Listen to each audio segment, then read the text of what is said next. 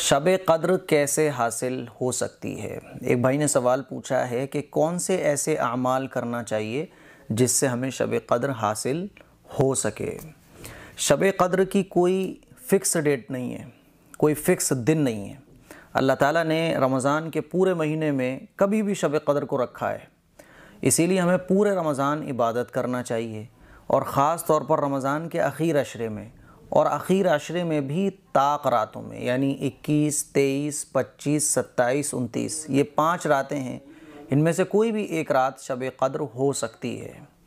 और अल्लाह ताला ने इसको फ़िक्स क्यों नहीं किया, कोई एक दिन क्यों नहीं बताया, ताकि लोग ज़्यादा से ज़्यादा इबादत कर सकें। रमज़ान में अगर ये फ़िक्स कर दिया जाता कि ये रात शब क़द्र है तो ज़ाहिर है फिर आदमी उसी दिन में इबादत करता और बाकी रमज़ान गफलत में गुजार देता, ताकि इबादत का शौक़ बाकी रहे, लोग इबादत में खूब बढ़ चढ़ कर हिस्सा लें, खूब दिल लगा कर इबादत करें और रमज़ान की जो बरकतें हैं वो हम सबको हासिल हो जाएं। इसीलिए अल्लाह ताला ने कोई एक डेट फ़िक्स नहीं की कि इस दिन में शब क़द्र होगी, इस तारीख़ में शब क़द्र होगी, ताकि लोग पूरे रमज़ान खूब नेकियां अपने नामे अमाल में दर्ज करा सकें।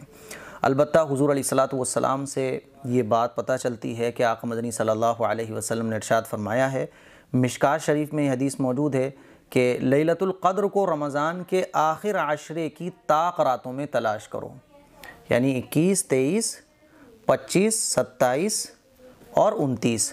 तो हुज़ूर ने इरशाद फरमाया रमज़ान के आखिर अशरे की ताक़ रातों में तलाश करो। इसीलिए हम लोगों को चाहिए कि रमज़ानुल मुबारक के पूरे महीने में हम रातों में इबादत करें, और पूरी रात नहीं हो सकता तो कोई बात नहीं है, कुछ हिस्सा रमज़ान की रातों में इबादत करें और ख़ास तौर पर रमज़ान के आखिर अशरे में इबादत करें। और रमज़ान के आखिर अशरे में भी ताक़ रातों में जो ये 5 रातें हैं इसमें हम खूब इबादत करें। और इबादत करने का कोई तरीक़ा शरीयत ने ख़ास नहीं बताया। हज़रत आयशा रज़ियल्लाहु तआला अन्हा ने शब क़द्र के बारे में हुज़ूर अलैहिस्सलातु वस्सलाम से पूछा कि या रसूल अल्लाह, अगर मुझे शब क़द्र का पता चल जाए तो मैं क्या दुआ मांगूँ।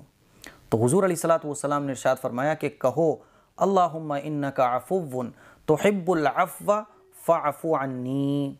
इस दुआ का तर्जुमा है, ए अल्लाह तू बेशक माफ़ करने वाला है और माफ़ करने को पसंद फरमाता है, बस ए अल्लाह तू मुझे माफ़ फरमा दे। आप ये भी कह सकते हैं फ़अफ़ु अन्ना, और अपने घर वालों को शामिल करके कहें, क्योंकि फ़अफ़ु अन्ना जब हम कहेंगे तो इसका मतलब हो जाएगा ए अल्लाह हम सब लोगों को माफ़ फरमा दे।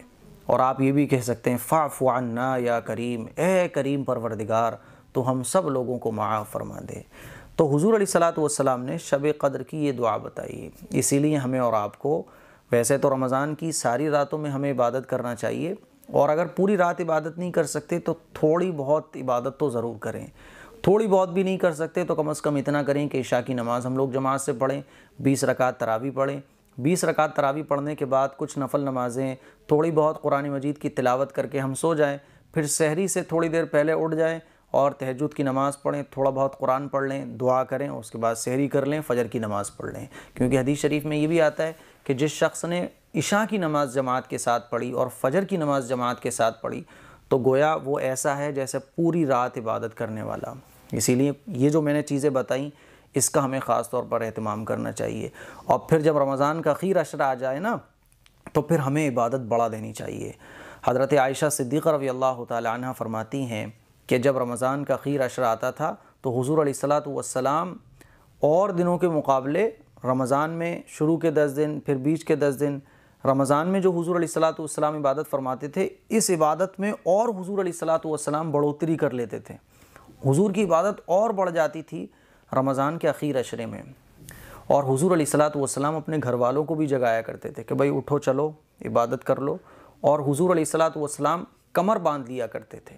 कमर बांधने का मतलब ये होता है कि खूब एकदम हिम्मत, चाको चौबंद के साथ कि मुझे खूब डट कर इबादत करनी है, इस तरह से हुज़ूर तैयारी फरमाते थे। तो हमें और आपको चाहिए कि रमज़ान के आखिर अशरे में हम खूब इबादत करें, अपने घर वालों को भी जगाएं। बीवी अब तक सोती रही रातों में तो कोई बात नहीं, अब जगा दो कि अहलिया मोहतरमा ये रमज़ान का आखिर अशरा चल रहा है, जाग जाओ। अपनी बहन को जगाओ, भाइयों को जगाओ, माँ को जगाओ कि ये रमज़ान का आखिर अशरा है, जाग जाओ। हुज़ूर अलैहिस्सलातु वस्सलाम अपने घर वालों को जगाया करते थे और फरमाते थे कि चलो उठो, इबादत कर लो। ख़ास तौर पर जो लैलतुल क़द्र की 5 रातें हैं, इसमें तो हम सब लोगों को एहतमाम करना चाहिए और अपने घर वालों को भी एहतमाम करवाना चाहिए।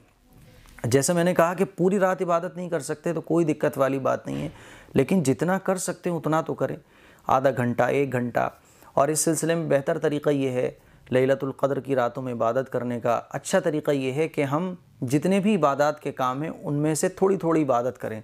मिसाल के तौर पे थोड़ा कुरान पढ़ लें, थोड़ी नफल नमाज़ें पढ़ लें, थोड़ा दुरूद शरीफ पढ़ लें, एक आध तस्बीह जो है सुबहान अल्लाह अल्हम्दुलिल्लाह की पढ़ लें, इस्तिग़फ़ार की पढ़ लें, कलिमा तय्यबा की पढ़ लें, और फिर एक हिस्सा दुआओं के लिए भी रखें, ताकि जितनी भी इबादत के काम हैं सबका सवाब हमें मिल सके और लैलतुल क़द्र में इन इबादत को करने वालों में हम शामिल हो जाएं।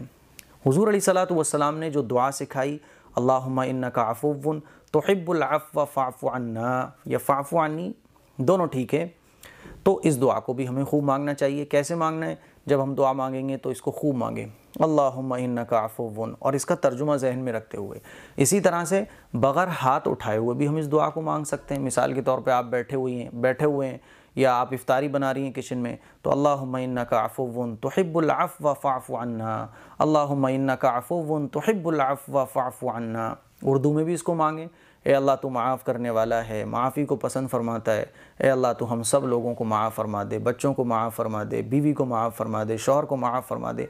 खूब मांगिए। इसीलिए मेरी आप लोगों से गुजारिश है कि ये जो सुन्नत से साबित चीज़ें हैं जो मैंने आप लोगों को बताई हैं, इन्हीं को करें। इसके अलावा जो सोशल मीडिया पर ख़ास नमाज़ें, ख़ास चीज़ें शब क़द्र में पढ़ने को बताई जाती हैं, उनसे बचिए, क्योंकि शब क़द्र की कोई ख़ास इबादत नहीं है। हज़रत आयशा सिद्दीक़ा रज़ियल्लाहु ताला अन्हा को जो हुज़ूर ने दुआ बताई है, बस यही दुआ है जो शब क़द्र की ख़ास है।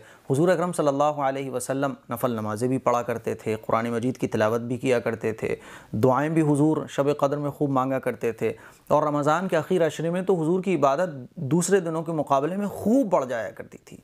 बिस्तर छोड़ दिया करते थे, बिस्तर पे हुज़ूर नहीं आते थे, खूब इबादत। और हुज़ूर की तो आम दिनों की इबादत का ये हाल होता था, हदीस शरीफ में आता है, हत्ता यतवर्रमत क़दमाहु, कि हुज़ूर के कदम मुबारक पर वरम आ जाया करता था। ये हुज़ूर की आम दिनों की इबादत हुआ करती थी। फिर रमज़ान की इबादत सोचिए आप कितनी ज़्यादा होती होगी। फिर रमज़ान में भी आखिर अशरे की जो इबादत होती थी वो रमज़ान के दूसरे दिनों के मुकाबले में बढ़ जाती थी। तो आप गौर कीजिए कि उसका क्या आलम होता होगा, है ना। इसी को हज़रत आयशा सिद्दीक़ा रज़ियल्लाहु ताला अन्हा फरमाती हैं कि हुज़ूर कमर बांध दिया करते थे, एकदम ऐसे हो जाते थे जैसे होता है ना, एकदम चुस्ती के साथ कि भाई अब तो मुझे डट के ये काम करना है। हुज़ूर अलैहिस्सलातु वस्सलाम खूब इबादत किया करते थे और घर वालों को भी जगाया करते थे। हमें और आपको चाहिए कि इन 5 रातों में हम इबादत करें। जो शख्स भी इबादत करेगा इंशाअल्लाह उसको लैलतुल क़द्र हासिल हो जाएगी। पूरी रात लैलतुल क़द्र होती है या अधूरी रात लैलतुल क़द्र होती है, इन 5 रातों में भी कौन सी रात में कौन सा हिस्सा लैलतुल क़द्र का होता है, ये भी आप लोग बहुत पूछते हैं। तो देखिए, पूरी रात लैलतुल क़द्र की होती है।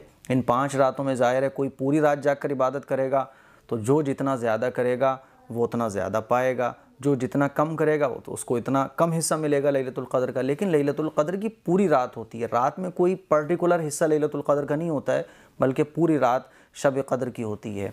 तो आपकी अगर हिम्मत है पूरी रात इबादत करने की तो बहुत अच्छी बात है भाई, पूरी रात जागिए, क्योंकि रमज़ान का महीना है ही अपने आप को थकाने का, अपने आप को खपाने का, अल्लाह की इबादत में अपनी नींद को कुर्बान करने का, अल्लाह की मोहब्बत में खाने पीने को छोड़ने का है ही ये महीना, अल्लाह की मोहब्बत में अपने आप को फ़ना कर देने का।